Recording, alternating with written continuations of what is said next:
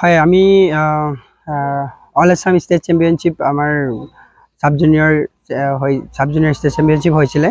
তাতে আমাৰ মৰাণৰ পৰা আমি 48জন প্লেয়াৰ্ছ লৈ গৈছিলোঁ।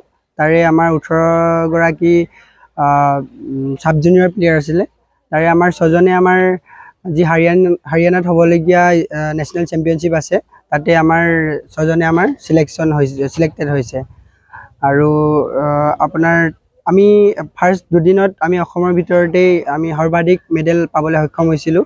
তো লাষ্ট ডেও আমাৰ ভাল হৈছে। তো অল টোটেলত আমি 5th নম্বৰ পজিশ্যন আমি পাবলৈ মৰাণ ডিষ্ট্ৰিক্টে পজিশ্যন পাবলৈ সক্ষম হৈছোঁ। আমাৰ ছগৰাকী ষ্টুডেণ্টৰ ভিতৰত Inchuma Tamang gold medalist national selection হৈছে, সমীৰণ গগৈ, ৰিধান্যা বৰা, ছায়ামণি গগৈ এণ্ড হিমাংগী তামাং। তো আমাৰ মৰাণ একচুৱেলি তেখেতলোক ইনচেণ্ট টাইকোৱাণ্ডো একাডেমীৰ পৰা হৈ কিনে পাৰ্টিচিপেট কৰিছিলে। হয়, মৰাণ জিলা টাইকোৱাণ্ডো সন্থাই 39 সংখ্যক যি ৰাজ্যিক টাইকোৱাণ্ডো প্ৰতিযোগিতা আছিলে তাত অংশগ্ৰহণ কৰিবৰ কাৰণে এটা দল ইতিমধ্যে আমাৰ গৈছিলে। আৰু আজি আহি তেখেতলোকে বিভিন্ন শাখাত নিজৰ পাৰদৰ্শিতা প্ৰদৰ্শন কৰি মৰাণত পদাৰ্পণ কৰিছেহি। আমি মৰাণ জিলা টাইকোৱাণ্ডো সন্থাই যিসকল খেলুৱৈয়ে নিজৰ পাৰদৰ্শিতা প্ৰদৰ্শন কৰি পদক পাবলৈ সক্ষম হৈছে, তেখেতলোকক আমি কিঞ্চিত আমি সম্বৰ্ধনা অনুষ্ঠান এটা ৰাখিছিলোঁ। আৰু আমি প্ৰত্যেকগৰাকী খেলুৱৈলৈ আন্তৰিক অভিনন্দন আৰু শুভেচ্ছা জ্ঞাপন কৰিছোঁ। আহি থকা দিনতো তেখেতলোকে যাতে ইয়াতকৈ অধিক উন্নত মানদণ্ডৰ খেল প্ৰদৰ্শন কৰি নিজৰ লগতে মৰাণ অঞ্চলৰ গৌৰৱ কঢ়িয়াই আনিব পাৰে, তাৰে আমি কামনা কৰিছোঁ।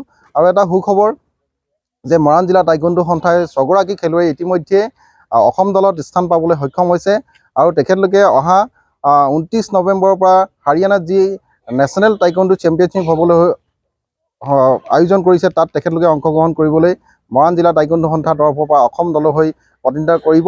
গতিকে বাকী যি 6গৰাকী খেলুৱৈ আছে, এই 6গৰাকী খেলুৱৈলৈ মৰাণ জিলা টাইকোৱাণ্ডো সন্থাৰ তৰফৰ পৰা আন্তৰিক অভিনন্দন আৰু শুভেচ্ছা জ্ঞাপন কৰিছোঁ। আশা ৰাখিছোঁ অসম দলৰ হৈ প্ৰতিনিধিত্ব কৰি তেখেতে যাতে অসমৰ তথা মৰাণৰ গৌৰৱ কৰি আনিব, তাৰে আমি কামনা কৰিছোঁ। ধন্যবাদ।